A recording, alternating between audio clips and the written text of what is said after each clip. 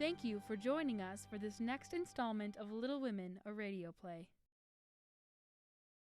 Dearest family, To Father, Mother, Beth, Meg, and John.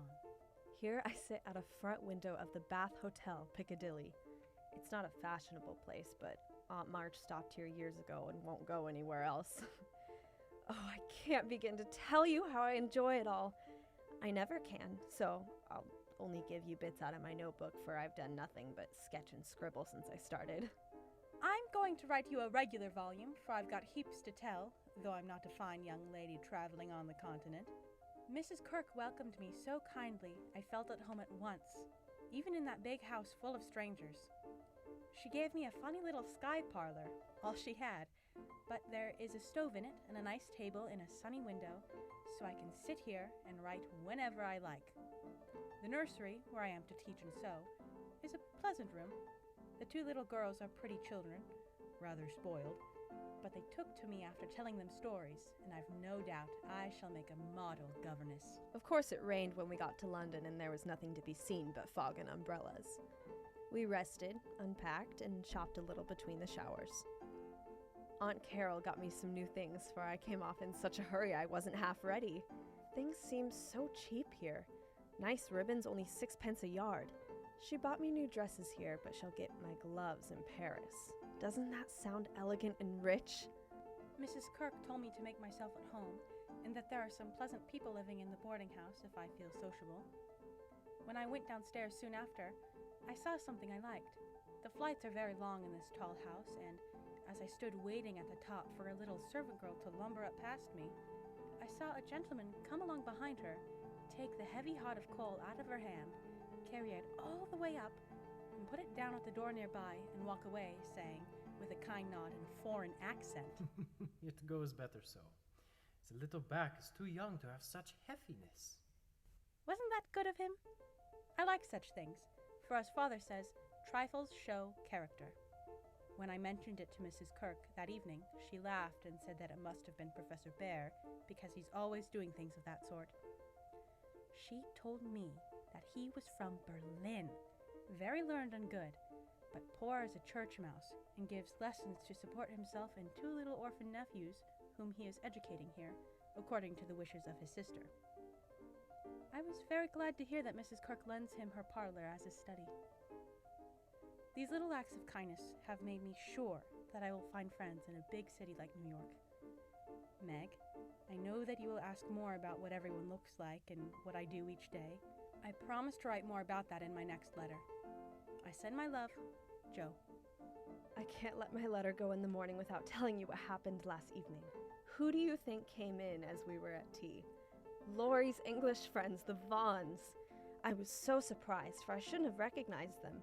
The boys are tall fellows with whiskers, Fred handsome in his English style. Tell Beth Frank asked for her and was sorry to hear of her ill health. Fred laughed when I spoke of Joe and sent his respectful apologies for the croquet game. Neither of them had forgotten Camp Lawrence or the fun we had there. What ages ago it seems, doesn't it? Aunt March is tapping on the wall for the third time, so I must stop. I really feel like a dissipated London fine lady riding here so late. I long to see you all, and in spite of my nonsense am, as ever, your loving Amy. Dear Marmee, yesterday was a quiet day spent in teaching. Very little of interest happened until Mrs. Kirk invited me to eat dinner with all the guests of the house. I did my best to be a polite part of society. There was the usual assortment of young men absorbed in themselves, young couples absorbed in each other, married ladies and their babies, and old gentlemen in politics. I don't think I shall care to have much to do with any of them, except perhaps for Professor Bear, whom I was introduced to tonight. My students regard him with affection and talk of the plays he invents, the presents he brings, and the splendid tales he tells. He's a funny man with strange manners and a mustache as thick as his accent. He's a man of about 40 that pleasantly shouted answers to the questions of a deaf old gentleman seated next to him. If Amy had been here, she'd have turned her back on the professor forever because he shoveled in his dinner in a manner which would have horrified her ladyship. and as soon as the parties left the men alone, he seemed to nod off to sleep at the table. Poor man, I pitied him, for he appears to always be teaching, entertaining, or advising both the children and adults of the house. Perhaps I could learn something from him about keeping the attention of students and the easy way he leads conversations. More to write tomorrow. Joe. In my last letter, I told you about our London visit, how kind the Vaughans were, and what pleasant parties they made for us. I enjoyed the trips to Hampton Court and the Kensington Museum more than anything else. We saw London to our heart's content thanks to Fred and Frank, and we're sorry to go away. For though English people are slow to take you in, once they make up their minds to do it, they cannot be outdone in hospitality. The Vaughans hope to meet us in Rome next winter, and I shall be dreadfully disappointed if they don't, for the boys are very nice fellows. We had hardly settled in Paris when Fred turned up again, saying, I've come for a holiday and am going to Switzerland. Might I accompany you in Paris for a few weeks? Aunt March looked disagreeable at first, but he was so cool about it she couldn't say a word. And now we get on nicely, and are very glad he came. Such delightful times as we are having. Sightseeing from morning till night, stopping for nice lunches in the gay cafes, and meeting with all sorts of droll adventures. Rainy days I spend in the Louvre, reveling in pictures. Next week we are off to Germany and Switzerland, and as we shall travel fast, I shall only be able to give you hasty letters. Adieu. I embrace you tenderly. Votre amie. My precious Beth, as this is to be a scribble-scrabble letter, I direct it to you, for it may amuse you and give you some idea of my goings-on, for though quiet, they are rather amusing. While I continue to write, nothing is as interesting to me as the cook girls and the little German children that live on the house and love to play. Saturday afternoons are riotous times, whether spent in the house or out or on walks with the professor and myself to keep the children in order. We are very good friends now, and I've begun to take lessons with him. In exchange, I help the professor keep up with some of the things he neglects, mending socks and organizing papers while I butcher his language. It's certainly not enough to repay him. I started learning pretty well once he found out how much I loved stories. He spoke so kindly and opened the German fairy tales so invitingly before me that I was more ashamed than ever and went at my lesson in a neck-or-nothing style that seemed to amuse him immensely. When I finished reading my first page and stopped for breath, he clapped his hands and cried out in his hearty way, Das ist gut. Now you learn well. My turn. I do it in German. Give me your ear. and away he went, rumbling out the words with his strong voice and a relish which was good to see as well as hear. After that, we got on better, and now I read my lessons pretty well, for this way of studying suits me, and I can see that the grammar gets tucked into the tales and poetry as one gives pills and jelly. I like it very much, and he doesn't seem tired of it yet, which is very good of him, isn't it? I mean to give him something on Christmas, for Mr. Bear gave me a fine Shakespeare volume. It is one he values much, and I've often admired it, set up in the place of honor with his German Bible, Plato, Homer, and Milton. So you may imagine how I felt when he brought it down without its cover and showed me my own name in it. For Joe, from your friend Friedrich Bear. You say often you wish a library. Here, I give you one, for between these leads He meant covers. is many books in one. Read him well, and he will help you much. For the study of character in this book will help you to read it in the world and paint it with your pen. I thanked him as well as I could, and talked now about my library, as if I had 100 books. I never knew how much there was in Shakespeare before, but then I'd never had a bear to explain it to me. I can't wait to be home and see you all soon, for your letters only make me miss you more. Are you well? I'm glad Laurie seems so happy and busy, and that he has given up smoking and lets his hair grow. You see, Beth, you manage him better than I did. Read him bits of my letters.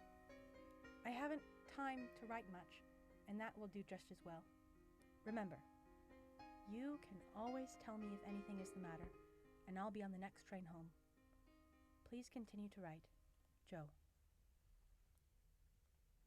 My dear Marmee, having a quiet hour before we leave for Bern, I'll try to tell you what has happened, for some of it is very important, as you will see. The sail up the Rhine was perfect, and I just sat and enjoyed it with all my might. At Koblenz we had a lovely time, for some students with whom Fred got acquainted on the boat gave us a moonlight serenade. It was so heartfelt and beautiful, even Aunt March had a smile on her face. We continued on to Nassau, Baden-Baden, and then Frankfurt. Now comes the serious part, for it happened here. Fred has been so kind and jolly that we all got quite fond of him. I never thought of anything but a traveling friendship till the serenade night. Since then, I've begun to feel the moonlight walks, balcony talks, and daily adventures were something more to him than fun. I haven't flirted, Mother, truly, but remembered what you said to me and have done my very best. On one early morning, Fred walked with me, kissed my hand, and said, I think you are the most beautiful woman I have ever known, Miss March. Now I know, Mother, you will shake your head and the girls will think me a mercenary wretch, but I've made up my mind, and if Fred asks me to marry him, I shall accept, though I'm not madly in love. I like him, and we get on comfortably together. He is handsome, young, clever enough, and very rich, ever so much richer than the Lawrences. I don't think his family would object, and I should be very happy, for they are all kind, well-bred, generous people, and they like me. I may be mercenary, but I hate poverty and don't mean to bear it a minute longer than I can help. One of us must marry well. Meg didn't, Joe won't, Beth can't yet, so I shall, and make everything okay all round. I wouldn't marry a man I hated or despised, you may be sure of that. And though Fred is not my model hero, he does very well, and in time I should get fond enough of him, if he was very fond of me and let me do just as I liked. So I've been turning the matter over in my mind the last week, for it was impossible to help seeing that Fred liked me. Well, last evening we went up to the castle about sunset, at least all of us but Fred, who was to meet us there after going to the poste restante for letters. Everyone left me on the terrace, and I knew Fred was meant to find me there, like the group had been in on a plan. I felt as if I'd got into a romance sitting there, listening to the music of the Austrian band below and waiting for my lover like a real storybook girl. I had a feeling that something was going to happen, and I was ready for it. By and by, I heard Fred's voice, and then he came hurrying through the great arch to find me. He looked so troubled that I forgot all about myself and asking what the matter was. He said he'd just got a letter begging him to come home, for Frank was very ill. So he was going at once on the night train and only had time to say goodbye. I was very sorry for him and disappointed for myself, but only for a minute because he said in a way that I could not mistake. I shall soon come back. You won't forget me, Amy? I didn't promise, but I looked at him, and he seemed satisfied. And there was no time for anything but messages and goodbyes, for he was off in an hour. We shall soon meet in Rome, and then if I don't change my mind, I'll say, yes, thank you, when he says, will you please? Of course, this is all very private, but I wish you to know what was going on. Don't be anxious about me. Remember, I am your prudent Amy, and be sure I will do nothing rashly. Send me as much advice as you'd like. I'll use it if I can. I wish I could see you for a good talk, Marmee. Love and trust me. Ever yours, Amy.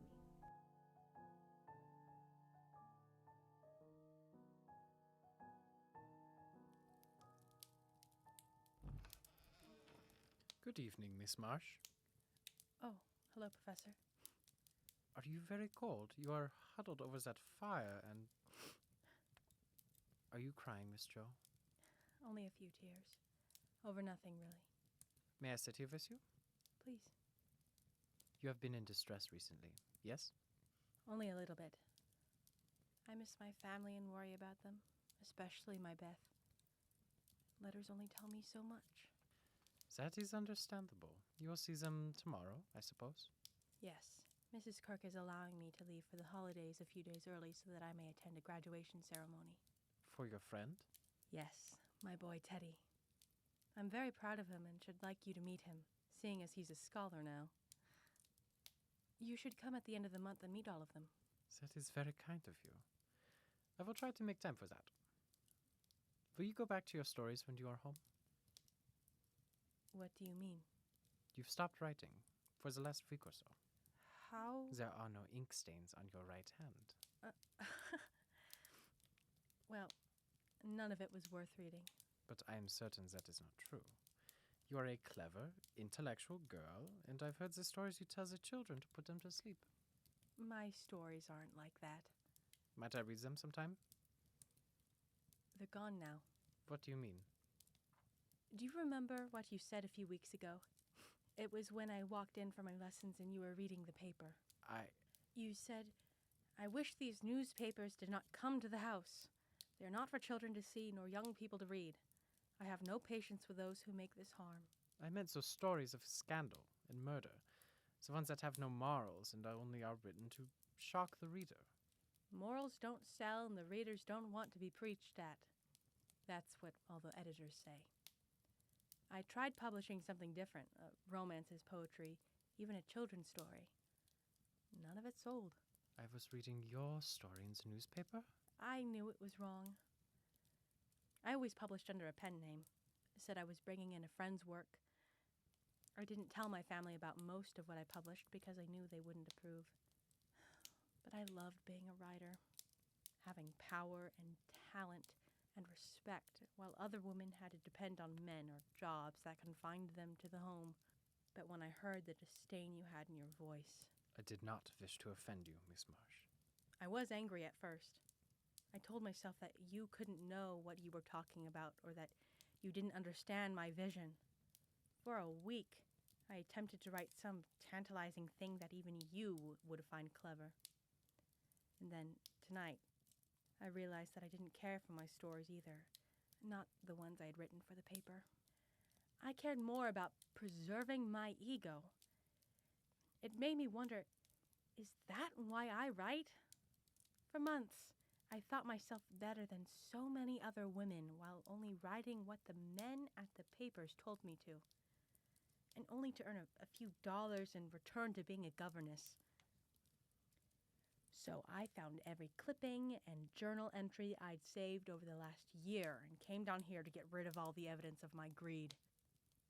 I hope that you do not look down upon me for my sins, Professor Bear, and I hope you can forgive my defensive, unkind thoughts about you. Of course, Miss Jo.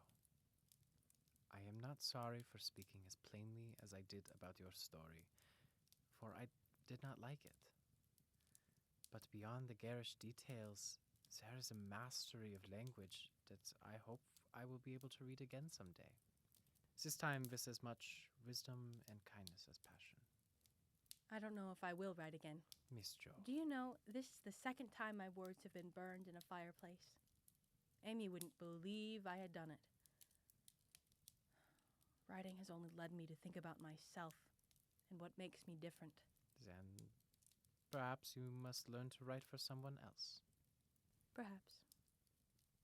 I hope we can still be friends, Miss Jo, when you come back to New York.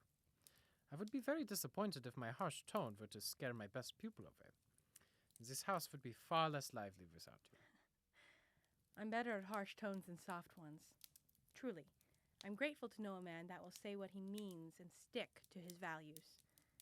I doubt I would have taken such criticism otherwise. I must get to bed or I'll miss my train home in the morning. You'll come and visit, won't you, Friedrich? Father would love to talk with you, and my sister Meg asks about you in all of her letters. Of course. I will try. And I should like to see what else you may write. I think there is more to your stories than just ego. Good night, Jo. Good night. And thank you. Early as it was, Frederick Bear was at the station the next morning to see Jo off, and thanks to him, she began her solitary journey with the pleasant memory of a familiar face smiling its farewell. Though she had written no books and earned no fortune, she had made a friend worth having and thought herself an improved person that her mother and father could be proud of. Whatever his motive might have been, Laurie studied to some purpose that year, for he graduated with honors and gave the Latin oration with grace and eloquence. They were all there. His grandfather, oh so proud, Mr. and Mrs. March, John and Meg, Joe and Beth, and all exulted over him with sincere admiration. Other than some changes, Amy missing and Daisy and Demi bouncing happily on Meg's lap, it felt like the days of their childhood being reunited again. Joe was pleased to see Beth smile easily and hoped that her time away had improved Beth and Laurie's friendship. No sooner had this thought crossed Joe's mind when she met Laurie in the familiar expanse between the March and Lawrence homes. And where are my flowers? Isn't it customary to bring a gift to the graduate? I must have forgot them. What are you doing out here? I was just coming over to ask at what time we were supposed to join you and your grandfather for dinner. Not for a few hours. Grandfather wanted to rest a bit before having company. Of course. Well, we shall look forward to it. Wait a minute. I was actually coming to see you, Joe. Oh? Don't say oh. We haven't seen each other in so long. What do you mean? I've been here all weekend. We all went to your ceremony. I mean the two of us. Just the way it's always been. Oh. The great American novelist has been too busy for me in New York. No need to get defensive. I'm glad you're getting the adventure you always wanted. Now that I'm done with college, I think it's time I embark on my next adventure as well. Yes, you must have a good long holiday. I intend to. No, Teddy. Please don't. I will, and you must hear me. It's no use, Joe. We've got to have it out, and the sooner the better for both of us. Say what you like then. I've loved you ever since I've known you, Joe. I couldn't help it. You've been so good to me. I've tried to show it, but you wouldn't let me. Now I'm going to make you hear and give me an answer, for I can't go on so any longer. I wanted to save you this. I thought you'd understand. I know you did. But girls are so strange, you never know what they mean. They say no when they mean yes, and drive a man out of his wits just for the fun of it. We girls say what we want or are pressured otherwise, and there is nothing fun about that. Joe, that's not what I meant. I never wanted to make you care for me so, and I went away to keep you from it if I could. I thought so. It was like you. But it was no use. I only loved you all the more, and I worked hard to please you, and gave up billiards and everything you didn't like, and waited and never complained, for I hoped you'd love me, though I'm not half good enough. You are. You're a great deal too good for me, and I'm so grateful to you, and so proud and fond of you, Teddy. I don't know why I can't love you as you want me to. I've tried, but I can't change the feeling, and it would be a lie to say I do when I don't. Really? Truly, Joe? Really. Truly. Oh, Teddy, I'm sorry. So desperately sorry. You know it's impossible for people to make themselves love someone if they don't. They do sometimes. But I don't want that kind of love. Laurie, I want to tell you something. Don't tell me that, Joe. I can't hear it now. Tell what? That you love someone else? Someone refined and educated in New York. Laurie, I don't love anyone like that. But you will after a while. And then what will become of me? You'll love someone else too, like a sensible boy, and forget all this trouble. I can't love anyone else. And I'll never forget you, Joe. Never. You and I are not suited to each other. Our quick tempers and strong wills would make us very miserable if we were so foolish as to... Marry? No, we shouldn't. If you loved me, Joe, I should be a perfect saint for you. You could make me anything you like. No, I can't. I've tried and failed, and I won't risk our happiness by such a serious experiment. We don't agree, and we never shall, so be reasonable and take a sensible view of things. I won't be reasonable. It won't help me. It only makes it harder. I don't believe you've got any heart. I wish I hadn't. Marry me, Joe. Please. Everyone is expecting it, and I can't go on without you. We will spend every day like it was Camp Lawrence, full of adventure and happiness. Laurie, life will be so much more than those things no matter who you marry. Life will also be filled with heartache and trouble. I won't change that. And I can't say yes, truly. so I won't say it at all. You'll see that I'm right by and by, and thank me for it. I'll be hanged if I do. Lori, listen to me! You'll get over this after a while and find some lovely, accomplished girl who will adore you and make a fine mistress for your fine house. I'm homely and awkward and odd, and you'd be ashamed of me, and we should quarrel. We can't help it even now, you see. And I shouldn't like elegant society, and you would, and you'd hate my scribbling, and I couldn't get on without it, and we should be unhappy and wish we hadn't done it, and everything would be horrid. Anything more? Nothing more, except that I don't believe I shall ever marry. I'm happy as I am, and love my liberty too well to be in a hurry to give it up for any mortal man. You think so now. But there'll come a time when you will care for somebody, and you'll love him tremendously, and live and die for him. I know you will, Joe. It's your way. And I shall have to stand by and see it happen. If he ever comes and makes me love him in spite of myself, then I suppose so. I've done my best, and it's selfish of you to keep asking for what I can't give. I shall always be fond of you, but I'll never marry you, and the sooner you believe it, the better for both of us. Lori! Stay away from me, Joe March. Jo felt as if she had stabbed her dearest friend, and when he left her without a look behind him, she knew that the Lawrence boy never would come to her again. Those next hours were agony for both young people, and they did not return home until it was nearly dark. Jo opened the front door and tearfully fell into Marmie's arms. When Laurie came home, dead tired but quite composed, his grandfather met him as if he knew nothing, but quietly canceled the dinner party with the Marches. Laurie violently played the piano, recalling the most tragic songs he knew. He only was stopped when he heard Mrs. March's voice call to Jo in the garden. Joe? I want you, please. Come inside.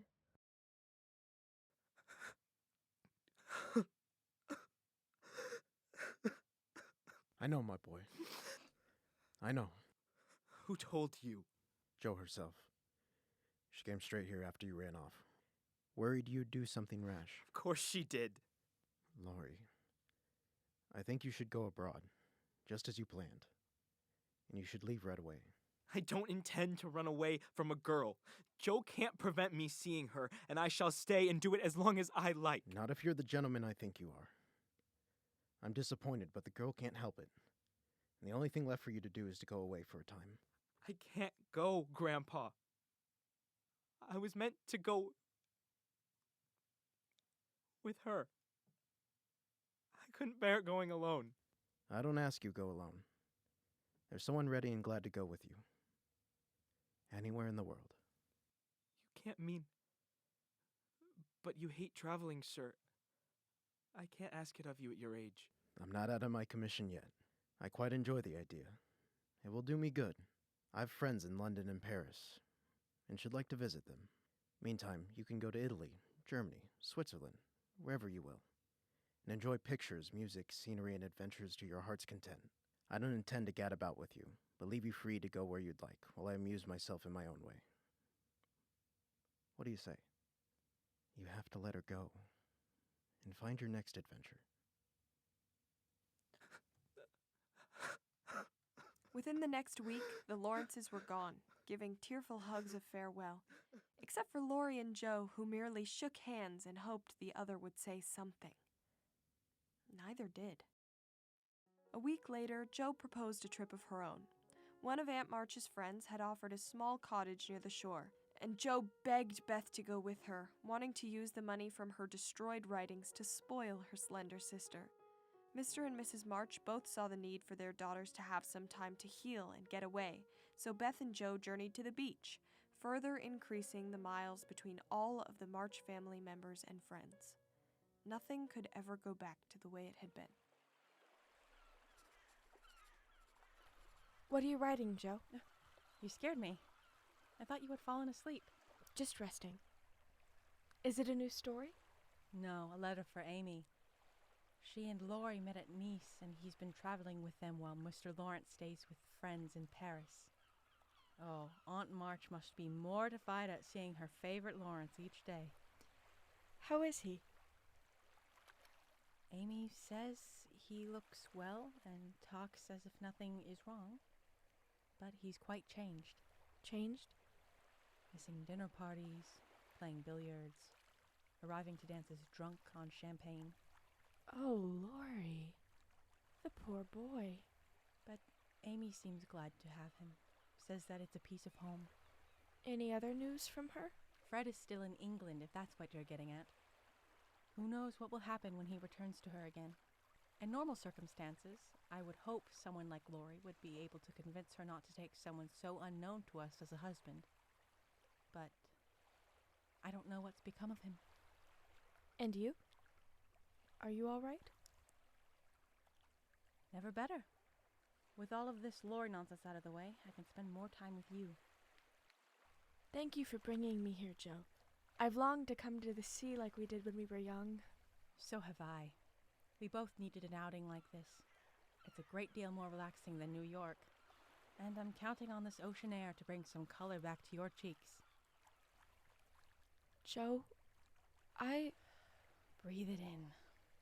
And after this, we're going to feast on the most decadent meal of ice cream and ham and whatever else you want. You're far too thin. Perhaps I should have words with Hannah about what she is feeding you. Beth? That was a joke, I promise. I would never cross Hannah so. you've been so patient with me, and I said I would tell you. Tell me what? I know you've noticed. The shaky hands, growing winded on our walks. I want you to know that... No.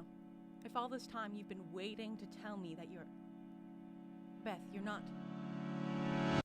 I've tried to tell you, but I couldn't. No. Joe, please come sit. But you haven't been sick. Not really. Not since all those years ago. Dr. Bangs says... I didn't know you had been to the doctor. He says that there are a multitude of complications that can come from a bout of scarlet fever that's severe. Complications that can last years. I watched you improve. You were better. I nursed you to health myself. Joe, this isn't anyone's fault. You won't die. I've known it for a good while, and now I'm content with it. It's best if you try to be too. Is this what made you so unhappy in the autumn, Beth? You haven't been holding on to a secret like this for long. I tried to think it was just a spell of sickness and wouldn't let it trouble anyone, but when I saw you all so well and strong and full of happy plans, it was hard to feel that I could never be like you. And then I was miserable, Joe. Oh, Beth, and you didn't tell me, didn't let me comfort and help you? How could you shut me out, bear it all alone? You left. And I wasn't sure at first. I hoped I was mistaken. It would have been selfish to frighten you all when Marmee was so anxious about Meg and Amy away and you so happy with Laurie. At least I thought so then. I thought you loved him, Beth, and I went away because I couldn't. Me? How stupid I was. All this time, I imagined your poor little heart full of sorrow from unrequited love. Why, Joe, how could I when he was so fond of you? I do love Laurie dearly, but he could never be anything to me but my brother. In fact, I was pleased to think he may become my brother someday. Well, not through me. I don't care what becomes of anybody but you, Beth. You must get well. I try, but every day I lose a little and feel more sure that I shall never gain it back. It's like the tide, Joe. When it turns, it goes slowly, but it can't be stopped. Your tide must not turn so soon. I'll stop it. 19 is too young, Beth. I can't let you go. I can fix this. I'll work and pray and fight against it, and I won't run away from you ever again. It can't be too late. God won't be so cruel as to take you from me. And if he does? Oh, Joe. Come here. Will you tell them when we go home? I can't bring myself to, and I don't want any more secrets. I think they will be able to tell by looking at you. I do hope that I'll get to see Amy again, but she seems so far away. We'll send for her straight away. And by the time she's back, I'll have you well and rosy again. No, don't ruin her trip. She'll be back in the spring. Just in time, I'm sure of it. Don't talk that way. Please, Joe, don't hope anymore. My only wish is to enjoy being together. We'll have happy times, for I don't suffer much, and I think the tide will go out easily if you help me. Joe? All right, Bethy. All right. Joe was right. There was no need of any words when they got home, for Mr. and Mrs. March saw plainly now what they had prayed to be saved from seeing. Tired with her short journey, Beth went at once to bed, saying how glad she was to be home. And when Joe went down, she found that she would be spared the hard task of telling Beth's secret. Her father stood leaning his head on the mantelpiece and did not turn as she came in, but her mother stretched out her arms as if for help, and Joe went to comfort her without a word. Rather warm for such a long walk. Are you over encumbered with your umbrella? Well, no, but I could carry it for you if it's too much trouble. your arms are full with your pads and pencils and things. True. But I don't want you to tire needlessly from all this walking. I imagine it's a lot of exercise after having slept in so late. Valrosa. Yes, it's aptly named. This is a regular honeymoon paradise, isn't it? I've never seen such roses, and in such amounts. Nor such thorns. Try lower down and avoid the thorns. Here, like so. For me? Your coat looked lonely. There. And now it doesn't. Pale roses. Don't these Italians use them for funerals? Well, they're certainly not for weddings. Are you worried about the omens? Only if they're meant for me. How much further? Not much. Just to that small bridge over there. What do you intend to do? I could ask the same of you. I asked first. I aim to draw. And I need a figure I'm afraid you'll have to do. And therefore a rose in my lapel. The rose was a kindness. It was for your sake. Then, thank you. You're welcome. Here we are. Where do you want me? An excellent question. Here. When are you going to your grandfather? Very soon. You've said that a dozen times within the last 3 weeks. I dare say short answers save trouble. I should only plague him if I went, so I might as well stay and plague you a little longer. In fact, I think it agrees with you excellently. I've never seen you draw with such What? violence. What are you doing just now? Watching Italian lizards. No, I mean, what do you intend and wish to do? Smoke a cigarette? Get out of the sun if you'll let me. You stay put. May I ask how you're drawing me? Full length or 3/4? I should suggest a recumbent posture, a la dolce far niente. Pleasant idleness indeed. Stay as you are or go to sleep if you like. You'll make a fine effigy of a young knight asleep on his tomb. I wish I was. That's a foolish wish, unless you have spoiled your life. You are so changed. I sometimes think. Think what? Go on, have it out. It's far better than you crushing your fine pencils like you meant to sketch me into judgment or oblivion. The girls and I have got a new name for you. Do you? Yes. It's Lazy Lawrence. How do you like it? That's not bad. Thank you, ladies. Do you want to know what I honestly think of you? Pining to be told. Well, I despise you.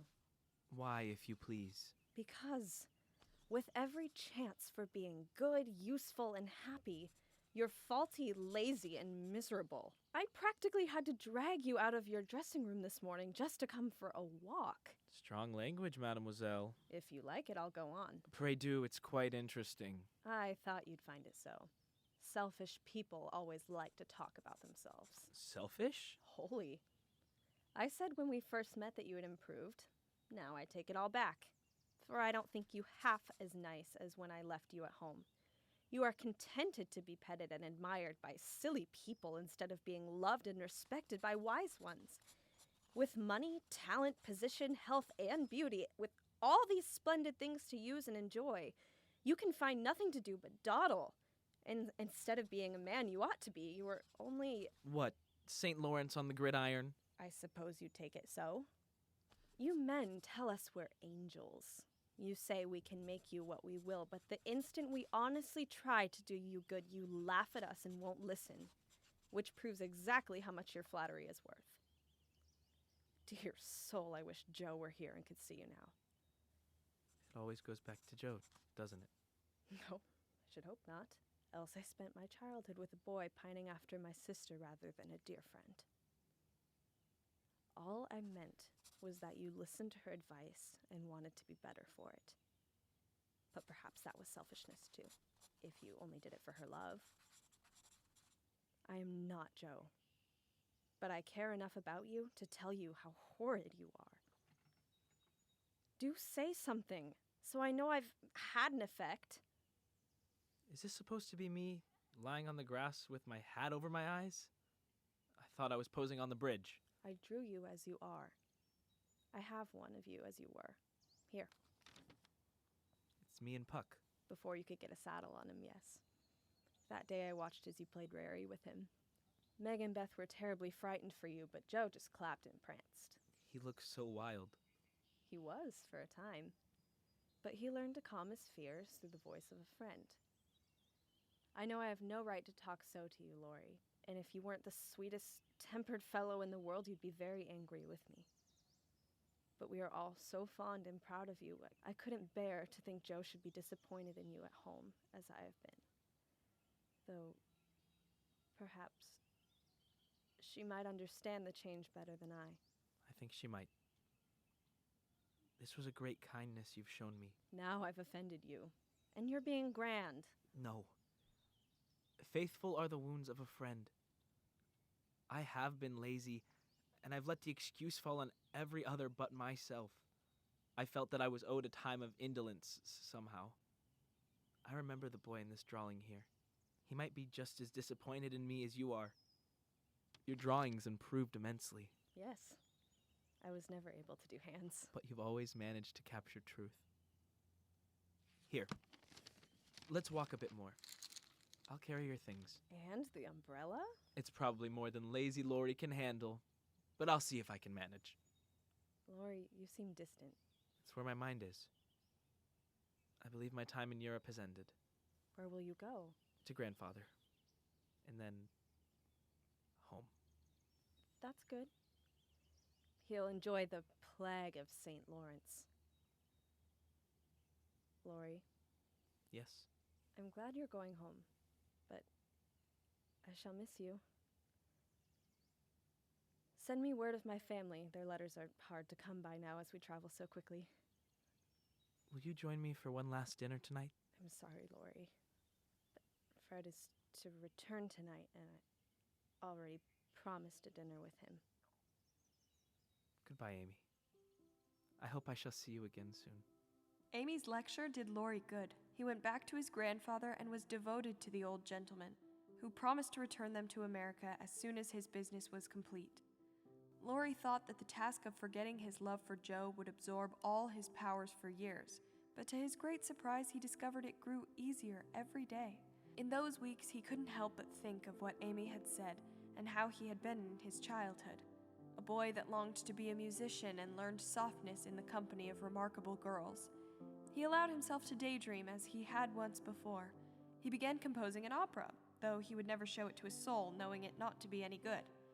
His heroine began as a fiery brunette that painfully resembled Joe, but each day the fictional woman slowly morphed into someone else entirely.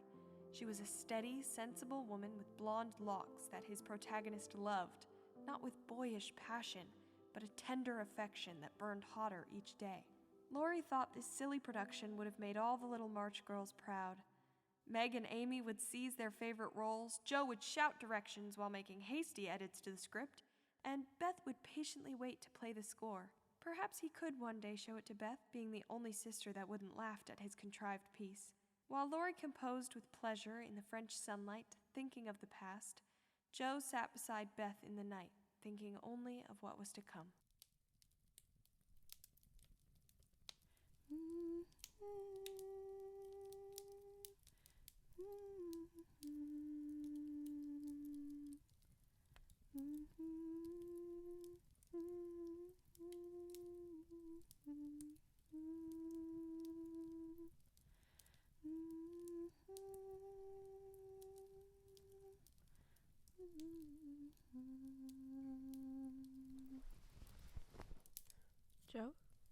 Yes, what is it? What were you singing? I was only humming. Yes. What was it? In the sweet by and by. It's lovely. It's new. Pastor had us sing it on Sunday, and Meg brought the music by for us. Sorry. Do you need anything? Some water? Yes, please. You should really go with everyone to church. If I went to church, then I couldn't be here with you. Besides, Meg and Marmee are good about bringing church home each week. Here you go. Thank you. Oh dear. I'll get it. I've got it all over.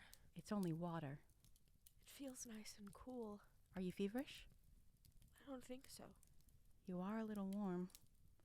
I'll make you a compress. I feel so useless. No. I am. I'm just a drain on you and everyone else. Nonsense. Let me put this on your head. Would you like me to fetch your needle and thread? I cannot sew, Joe. Not anymore. The needle itself has become too heavy. I'm so very tired. Then rest, dear sister.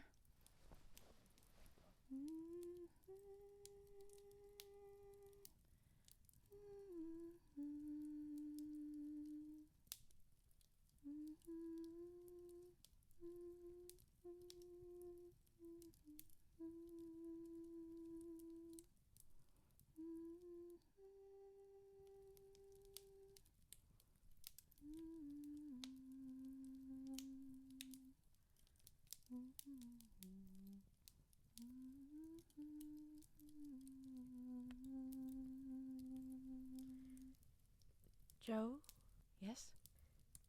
that song, I'm sure it's lovely. But I sound like a toad. No. I do. It's more like a sick goat.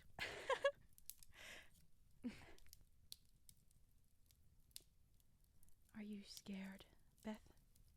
Scared? I don't know. I think I used to be. What changed? This room. This used to be where Beth went when she was sick. But Father moved my piano in here. You moved in your desk. Hannah brought me anything I could possibly want. I would have visitors to the window, and Marmee and Meg would bring all those babies by to meet Auntie Beth. I was just a sick girl for a long time. And then I became... I don't know. A pilgrim. Our pilgrim. To travel the land before us. Yes. I believe that's exactly how I feel now. All that peace because of a room. And the memories of the room. Yes. And one more thing. What's that? Sitting patient in the shadow till the blessed light shall come. A serene and saintly presence sanctifies our troubled home. Earthly joys and hopes and sorrows break like ripples on the strand of the deep and solemn river where her willing feet now stand. Where? How? I found it while you were sleeping, just 2 days ago. I knew you wouldn't mind. I was always your first audience for your writing. Henceforth safe across the river, I shall see forevermore a beloved household spirit waiting for me on the shore. Hope and faith, hope and faith. Born of my sorrow, guardian angels shall become, and the sister gone before me, by their hands shall lead me home. Oh, Beth, I didn't mean for you. There's no need for explanations. We're all getting ready now. I committed it to memory that night and have been reciting it to myself to help me rest. It's the most beautiful poem I will ever read. Have I been all that to you, Joe? So much. So much. Not so hard, dear. I don't mean to die just yet. I'm not so good as you make me, but I've tried to do right. And now, when it's too late to begin even to do better, it's such a comfort to know that someone loved me so much. More than anyone in the world, Beth. I used to think I couldn't let you go. But I'm learning to feel that I don't lose you, that you'll be more to me than ever. And death can't part us, though it seems so. I know it cannot, and I don't fear it any longer. For I'm sure I shall be your Beth still, to love and help you more than ever. You must do something for me. Yes, anything. You must take my place, Joe, and be everything to Father and Mother when I'm gone. They will turn to you. Don't fail them, and if it's hard to work alone, remember that I don't forget you, and that you'll be happier in doing that than writing splendid books or seeing all the world. For love is the only thing we can carry with us when we go. I'll try, Beth. I'll try. Yes, I know you will. Stay with me, my dearest sister. Stay until morning. His mercies are new every morning. New every morning.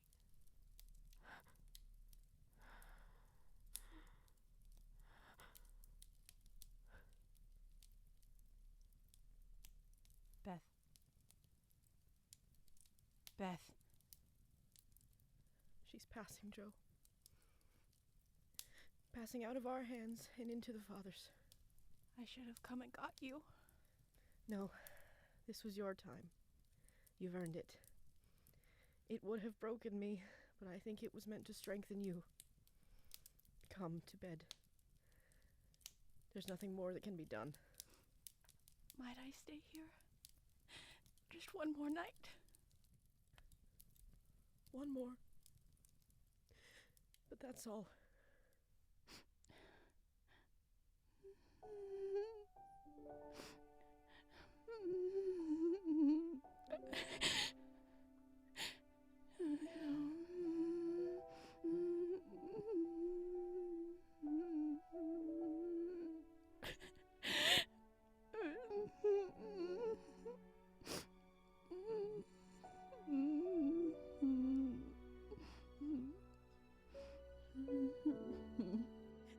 When morning came, for the first time in many months the fire was out, Joe's place was empty, and the room was very still. But a bird sang blithely, and the snowdrops blossomed freshly at the window. The spring sunshine streamed in like a benediction over the placid face upon the pillow, a face so full of painless peace that those who loved it best smiled through their tears and thanked God that Beth was well at last.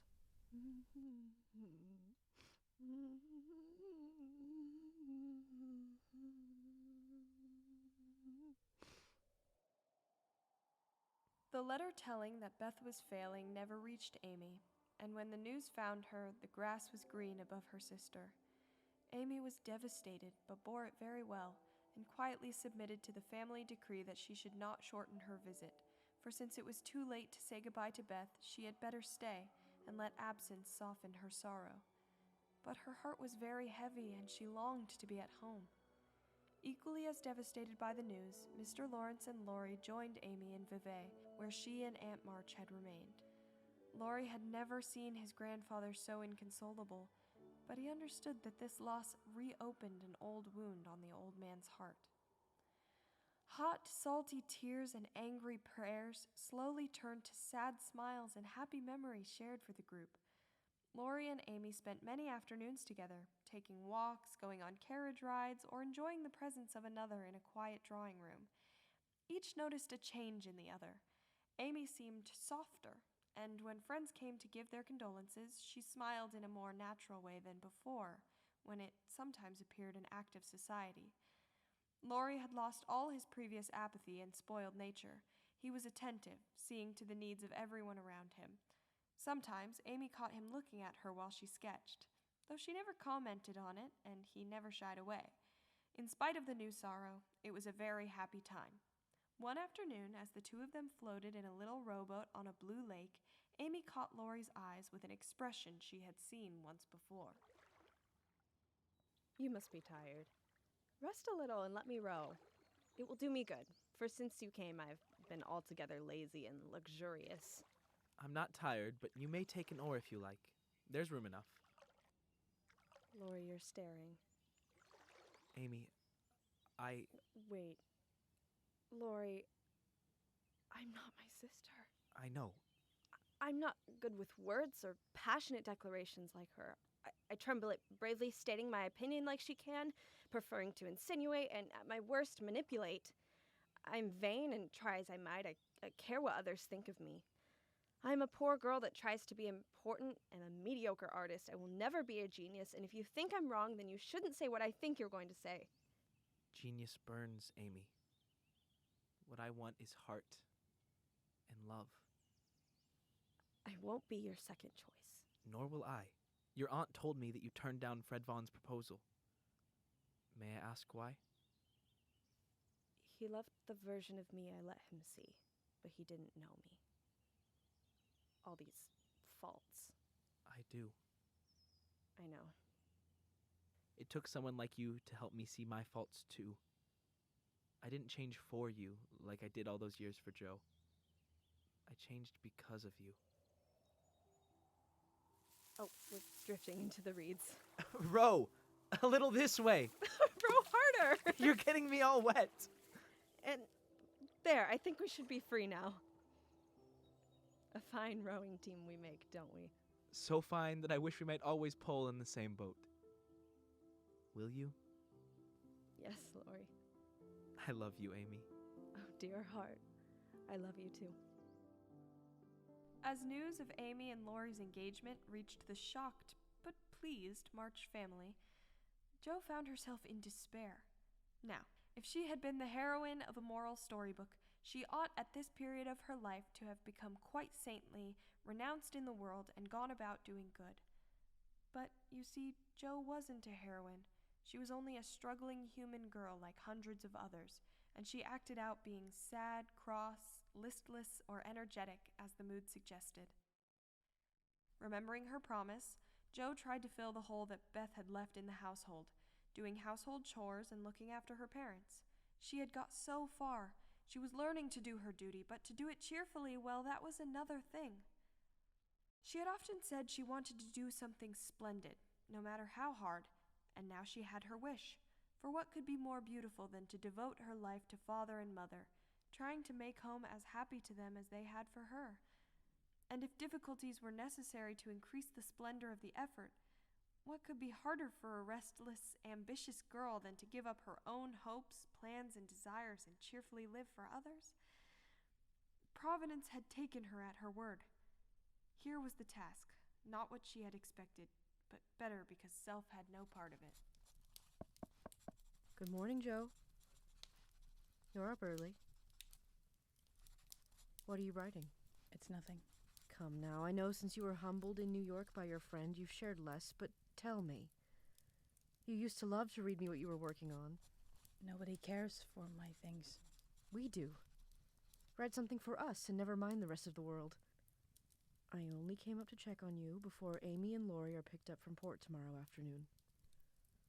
I know we'd discussed it before, but will you be all right with that? With them returning home? With your Teddy loving someone else. No less Amy. Now, Mother, I refused his love nearly a year ago. I knew you were sincere then, Jo. But lately I have thought that if he came back and asked again, you might perhaps feel like giving another answer. Forgive me, dear, I can't help seeing that there is a hungry look in your eyes that goes to my heart. No, Mother. It's better as it is. And I'm glad Amy has learned to love him. But you are right that I am unhappy and am often longing for something. And what is that? I don't know. It's not like I have many choices. Jo. There are few options for a woman to choose from when she plans her future, marriage or spinster.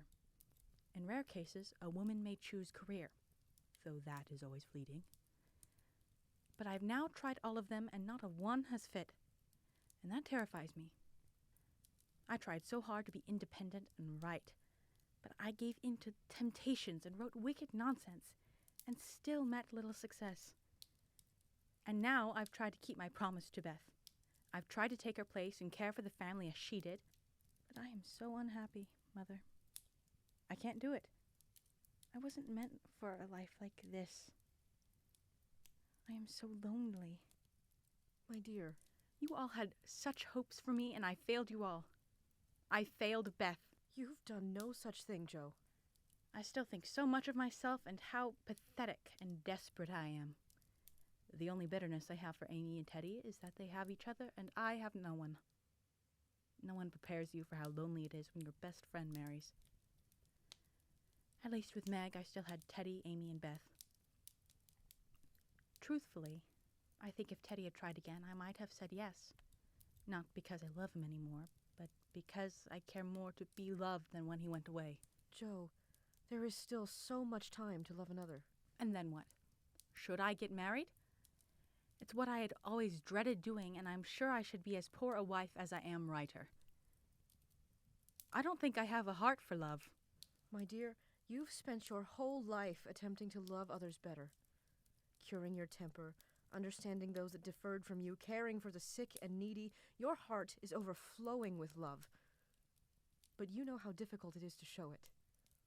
But love always trusts, always hopes, and always perseveres. It doesn't matter what you choose, marriage, a career, or staying home as Beth did. It will be difficult. So what do I do? First, allow others' futures to be different from yours. I believe you've seen firsthand how God uses people and circumstances in ways that are unexpected, but according to His purpose. There is no shame in Meg's love of being a mother, or Amy's whirlwind engagement, and we all had to learn to accept Beth's fate as she did. But second, allow yourself to be loved, Joe. Let your mother, father, sisters, brother, niece, nephew, and friends come alongside you in this time of loneliness. Find any way that God expresses His love for you and engross yourself in that. I've been writing about us, about Meg and the time I accidentally burned her hair, about how bravery and gentleness earned Beth a piano, about Camp Lawrence and the pride on Laurie's face at a successful day of play, and about how Amy stole my trip to Europe by being pleasant and kind, while I was being prideful. I don't think anyone would want to read it, but Friedrich once told me that I should write for someone else. Beth would be pleased. In fact, I think she would be very proud of you.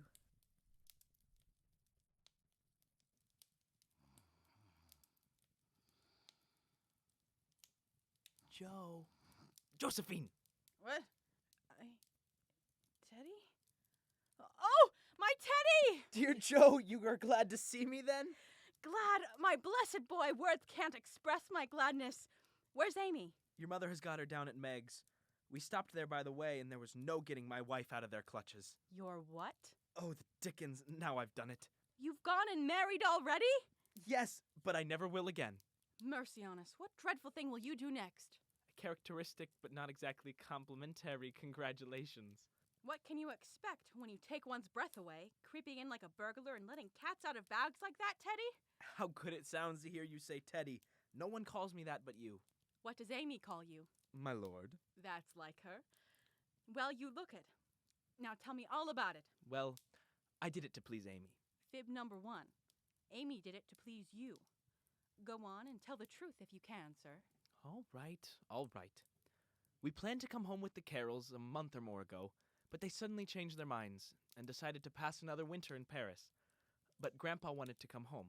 He went to please me, and I couldn't let him go alone. Neither could I leave Amy. And Mrs. Carroll had got English notions about chaperones and such nonsense and wouldn't let Amy come with us. So I just settled the difficulty by saying, let's be married and then we can do as we like. Of course you did. You always have things to suit you. Not always. How did you ever get Aunt March to agree? It was hard work, but between us we talked her over, for we had heaps of good reasons on our side. There wasn't time to write and ask leave, but you all liked it and had consented to it by and by, and it was only taking time by the fetlock, as my wife says. Oh, I had forgotten about her silly little expression. I'm sure it's immortalized in one of our Pickwick Club papers. We wanted to surprise you. We thought we were coming directly home at first, but Grandfather, as soon as we were married, found he couldn't be ready under a month, at least, and sent us off to spend our honeymoon wherever we liked. Amy had once called Valrosa a regular honeymoon home, so we went there, and we were as happy as people are but once in their lives. There's still sentimentality in you then. Joe, I want to say one thing, and then we'll put it by forever. I never shall stop loving you, but the love is altered, and I have learned to see that it is better as it is. Amy and you changed places in my heart, that's all.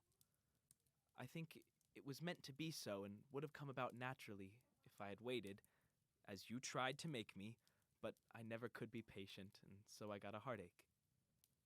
I was a boy then, headstrong and violent, and it took a hard lesson to show me my mistake. For it was one, Joe, as you said. At one time, I was so tumbled up in my mind and didn't know which I loved best, you or Amy, and tried to love you both alike. But everything seemed to clear up all at once. You both got into your right places, and I felt sure that it was well off with the old love before it was on with the new, and that I could honestly share my heart between Sister Joe and wife Amy, and love them dearly. Will you believe it, and go back to the happy old times when we first knew one another? I'll believe it with all my heart. But, Teddy, we never can be boy and girl again. The happy old times can't come back, and we mustn't expect it. We are man and woman now, with sober work to do and playtime is over. I'm sure you feel this. I see the change in you, and you'll find it in me. I shall miss my boy, but I shall love the man as much and admire him more, because he means to be what I hoped he would. We can't be little playmates any longer, but we will be brother and sister, to love and help one another all our lives, won't we, Laurie? Of course. We seem a great deal older than when we last spoke. I think we are. But we go on trying to love others, despite the difficulties of life. I suppose that's the only thing that won't change. Joe? Oh, Joe! Laurie has told you? Congratulations, my dear. You aren't angry? My temper has improved a good deal, and of course not. I'd always wanted a brother like that Lawrence boy. Oh, Joe, I've missed you. Is that Miss Josephine March I see? Mr. Lawrence. Now to the table with all of ya. We have a wedding feast to make up for. I'll be there in just a minute, John. Joe? I'll be there in just a minute. Are you all right? Weddings are always hard for me, it seems. Come. You shall sit next to me and be my date. John can cope on his own. I promised you that we'd always be sisters, didn't I? You did, and you have been. All right, we can... Who could that be? Good evening. I am looking for a Miss Joe Marsh. Friedrich? Joe! I am glad to see you well. And I am glad to see you. You're Professor Bear? Yes, but I should go. It seems you have company. No, we haven't. Only the family. My sister and friends have just come home. This is my sister, Meg. It is a pleasure to meet you. The pleasure is mine. Joe has told me all about you and your German lessons. Friedrich, I received your latest letter. I apologize for not answering. You see... No explanation necessary. Mrs. Kirk told me about your sister. My heart was sore for you when I heard that, and I knew it would be difficult to write at such a time. So I remembered your invitation at Christmas, and I... Meg, Joe, are you quite well? Who is at the door? Why don't you come inside? Yes, please come and meet everyone. If the stranger had any doubts about his reception, they were set at rest in a minute by the cordial welcome he received. Everyone greeted him kindly for Joe's sake at first, but very soon they liked him for his own. They could not help it, for he carried the talisman that opens all hearts, and these simple people warmed to him at once. Mr. Bear sat looking about him with the air of a traveler who knocks at a strange door, and when it opens finds himself at home. John and Meg's children went to him like bees to a honey pot, and establishing themselves on each knee, proceeded to captivate him by rifling his pockets, pulling his beard, and investigating his watch with juvenile audacity. The women telegraphed their approval to each other, and Mr. March, feeling that he had got a kindred spirit, opened his choicest stores for his guests' benefit. while silent John listened and enjoyed the talk, but said not a word, and Mr. Lawrence found it impossible to go to sleep. If Joe had not been otherwise engaged, Laurie's behavior would have bemused her, for a faint twinge, not of jealousy, but something like suspicion, caused that gentleman to stand aloof at first, and observe the newcomer with brotherly circumspection. But it did not last long. Mr. Bear talked well in this genial atmosphere and did himself justice. He seldom spoke to Laurie, but he looked at him often, and a shadow would pass across his face as if regretting his own lost youth, as he watched the young man in his prime. Then his eyes would turn to Joe so wistfully that she would have surely answered the mute inquiry if she had seen it. But Joe had her own eyes to take care of, and feeling that they could not be trusted, she prudently kept them to the little corner where the empty piano sat. Play something, Amy. Let them hear how much you've improved. I can't, dear. Not tonight. Of course not. But it shouldn't sit here, you know. Pianos go out of tune when they're abandoned. My sister, Beth. She was the piano player. She was the best of us. I can't remember a large family dinner here that didn't end with one of Beth's songs. Mr. Bear, do you play? I do. Would you do us the honor? No, I do not wish to be rude. Someone has to play on. Do you sight read? I've got the sheet music for a special piece right here. It's called In the Sweet By and By. Beth liked it. Please? All right.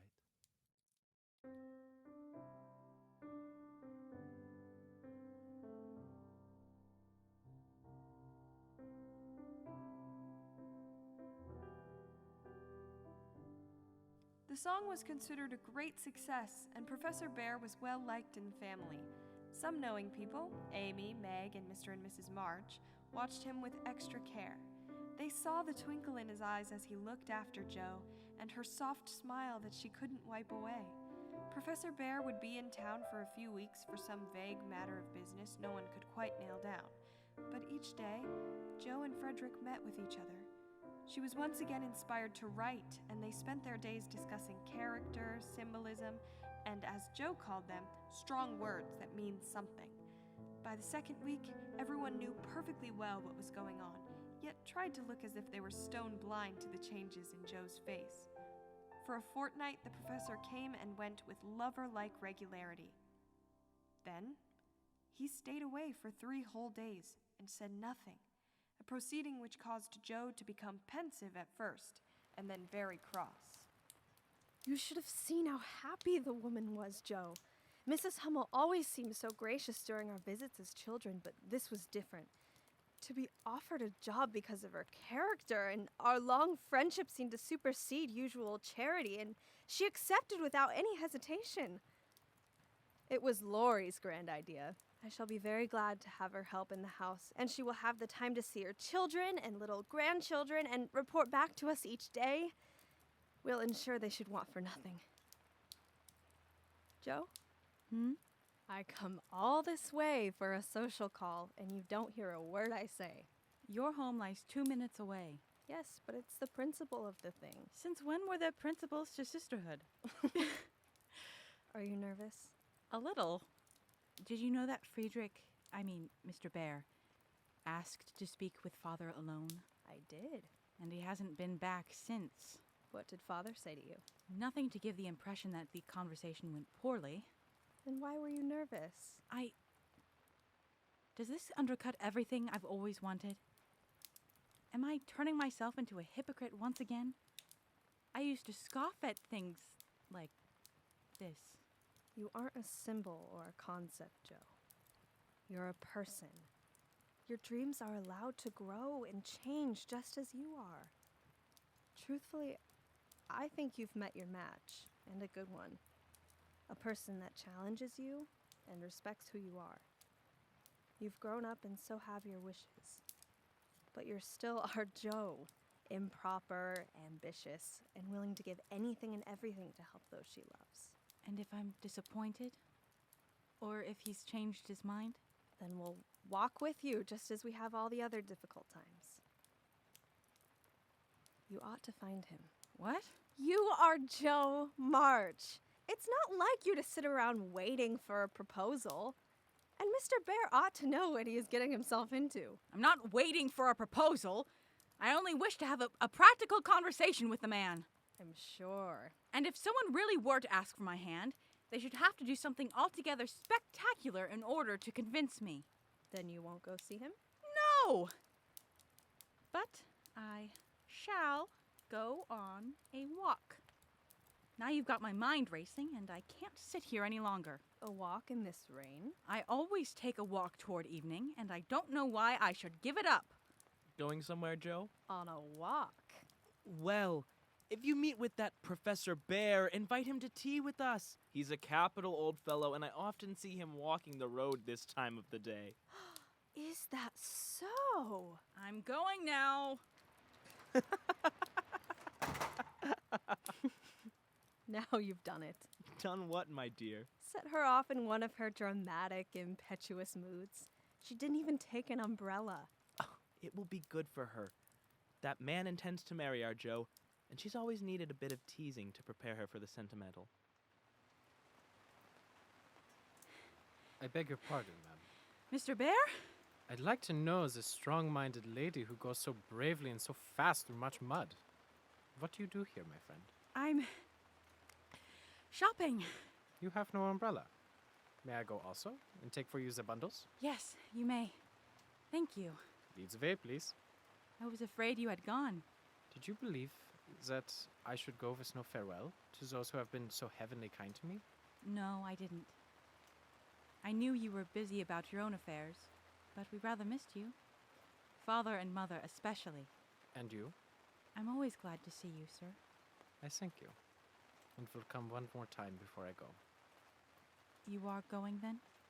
My friends find for me a place in a college where I may teach as at home in Germany and earn enough to make the way smooth for Franz and Emil. For this I should be grateful, should I not? Indeed, you should.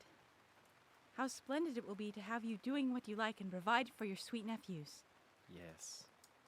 But I fear they shouldn't be unhappy, as this place is in the west and we shall not meet often. So far away?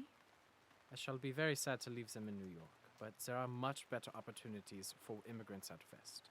As I have nothing to keep me here, I should go. Miss Joe, are those tears on your cheeks? Only rain. I'm sorry. Let me come closer and hold the umbrella over. Don't go away. Joe? If you don't wish to. You may do as you please, but if you could, allow me to be the reason you stay. Or perhaps I misunderstood all this. I will be good and kind and let you go if that is the case, but... Joe, I have nothing but love to give you. I came to see if you could care for it, and I've waited to be sure that I was something more than a friend. Am I? Yes, Friedrich. I like you very much, and you've changed everything. I love you in a way I've never thought possible. It appears I also have rain on my cheeks now. Why didn't you tell me? Why wait? At first, I was afraid you were betrothed to your Teddy, or at the very least that you loved him. And then I didn't want to interfere with your grief. And finally, your father said that his daughter enjoyed her liberty a great deal, and that I should be very careful to ask her to give it up. I was scared that I was wrong in thinking you had affections for me, and thought it too much of a burden to add a far-off job to the meager proposition. I may be strong-minded, but I rather enjoy drying tears and bearing burdens. I'm to carry my share, Friedrich. Have you patience to wait a long time, Joe? I must go away and help my nephews first, because even for you, I may not break my word to my sister. Can you forgive that? Be happy while we hope and wait? I know I can, for we love one another, and that makes all the rest easy to bear. You can do your part out west, I can do mine here, and both be happy hoping for the best and leaving the future to be as God wills. I am poor. As am I. And I have always been happy in my poverty. Oh, Joe. You give me such hope and courage, and I have nothing to give back but a full heart and these empty hands. They aren't empty. Joe, who could never learn to be proper, put her hands into his, and, rising up on her toes, kissed her Frederick under the umbrella. That was the crowning moment of both their lives, and turning from the night and storm of loneliness to the household light and warmth and peace waiting to receive them, with a glad welcome home, Jo led her lover in and shut the door. For a year, Jo and her professor worked and waited, hoped and loved, met occasionally, and wrote such voluminous letters that the rise in the price of paper was accounted for, Laurie said. Always a lover of nicknames, she called him Fritz, and found an intellectual match that had no trouble telling her what he honestly thought of her writing and her character. It was a kind of honesty that helped Jo thrive and kept her more imprudent moods in check. Their second year began rather soberly, for their prospects did not brighten, and Aunt March died suddenly. But then their first sorrow was over, for they loved the old lady in spite of her sharp tongue. They found they had cause for rejoicing, for she had left her large house to Jo, which made all sorts of joyful things possible. It's a fine old place, Mrs. Bear, and it will bring a handsome sum. For of course you intend to sell it. I don't. You don't mean to live here. Yes, I do. But, Jo, it's an immense house, and will take a power of money to keep it in order. The garden and orchard alone need 2 or 3 men, and farming isn't in Friedrich's line, I take it. The crop we are going to raise is a profitable one. Of what is this fine crop to consist, ma'am? Boys. I want to open a school for little lads. A good, happy, home-like school, with me to take care of them and Fritz to teach them. Ha! I should have guessed. Isn't that just like her? I like it. Jo can do it, and be happy in it. It's a splendid idea, dear. Tell us about it. I knew you'd think so, Mr. Lawrence. Before my Fritz came, I used to think how, when I'd made my fortune, I'd find some poor, forlorn little lads who hadn't any mothers and take care of them. Friedrich's been doing it all his life, helping poor boys. And now, thanks to my good old aunt, who loved me better than I ever deserved, I'm rich. At least I feel so. And we can live at Plumfield perfectly well, if we have a flourishing school. There's plenty of room for dozens inside and splendid grounds outside. They could help in the garden and orchard. Then Friedrich could train and teach in his own way, and Father will help him.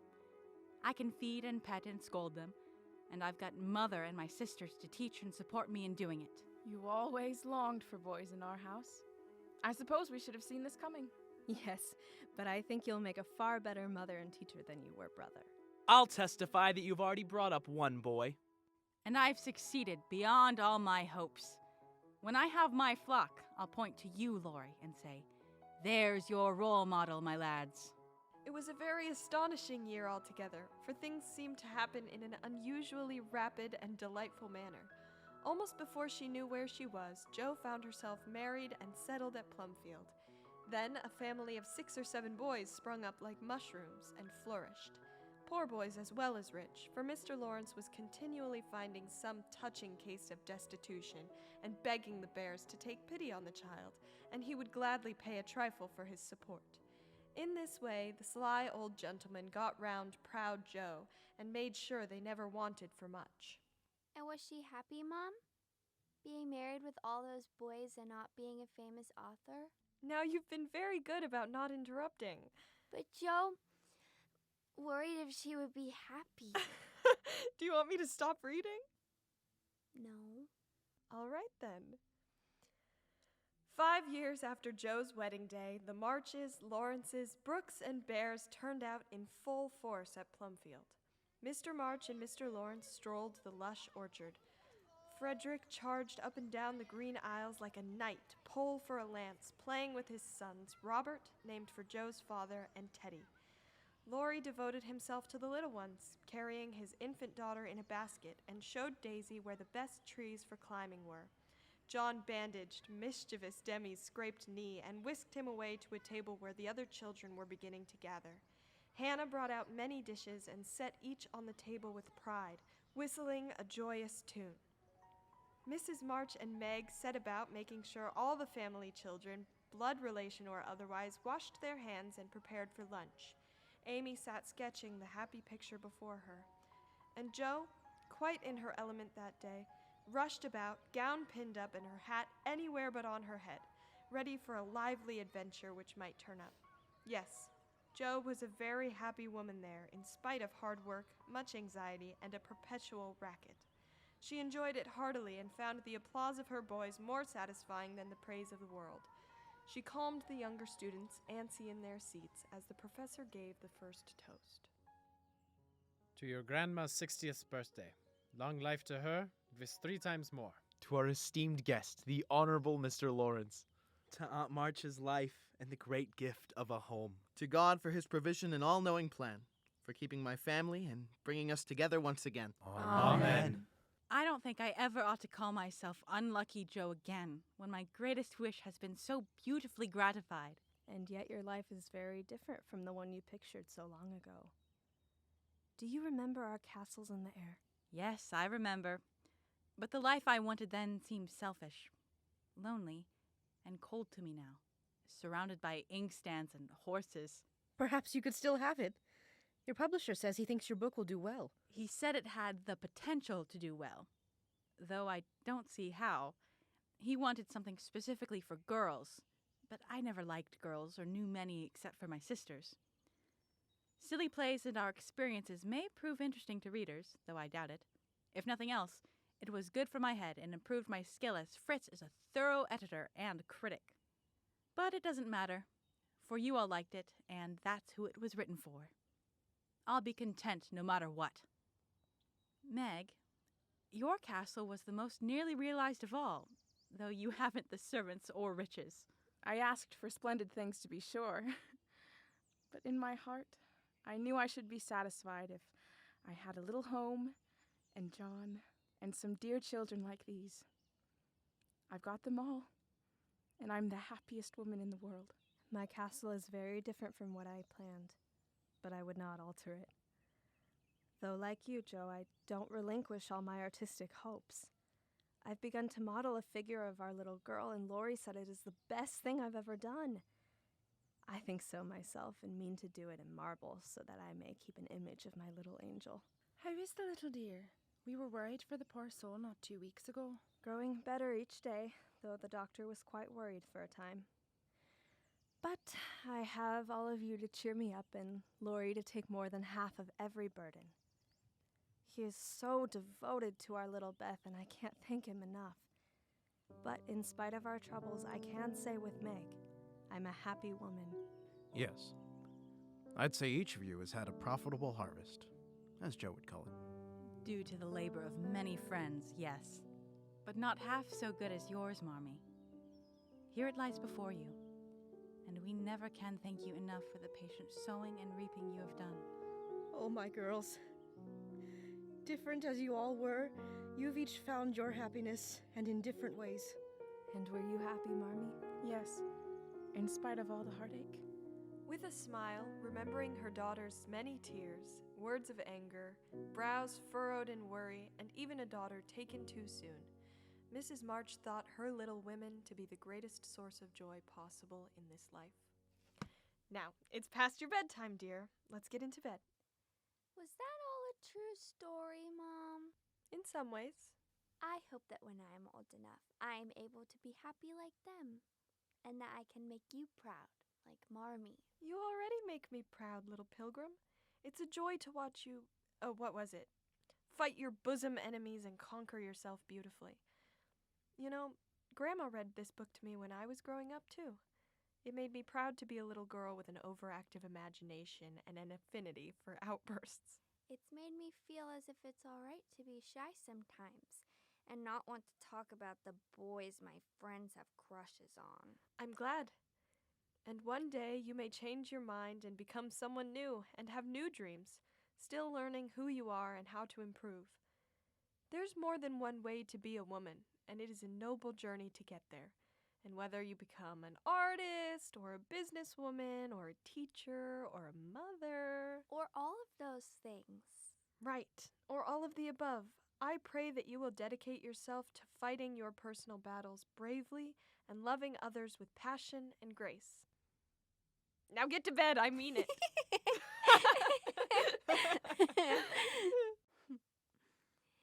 Good night, Mom, and thank you for the story. Good night, my dear. My little woman.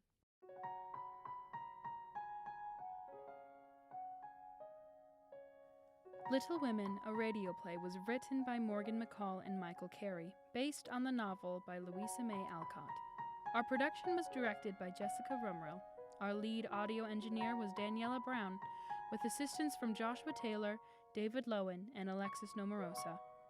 Our stage manager was Alexis Nomorosa, and our assistant stage manager was Kaylee Wilson. Our assistant director was Autumn Ford, with music composed and engineered by Ryan Ardelt. The part of Jo March was played by Hallie Unruh, Meg March by Isabella Stevenson, Beth March by Evelyn Clark, and Amy March by Lauren Robertson.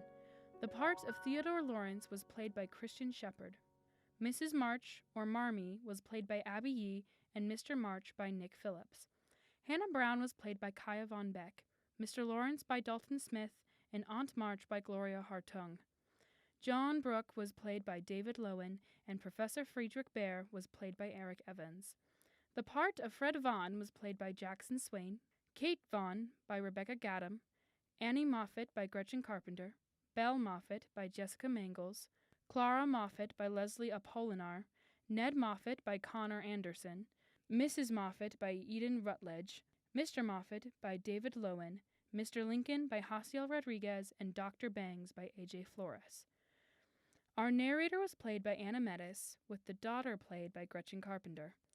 A special thank you to the GCU Recording Lab, Christopher and Sarah Rumrill for lending your beautiful baby's voice, Candace Stewart, Morgan McCall, Michael Carey, and the College of Arts and Media. Thank you for joining us for Little Women, a radio play. Please visit www.littlewomenradioplay.com for more information.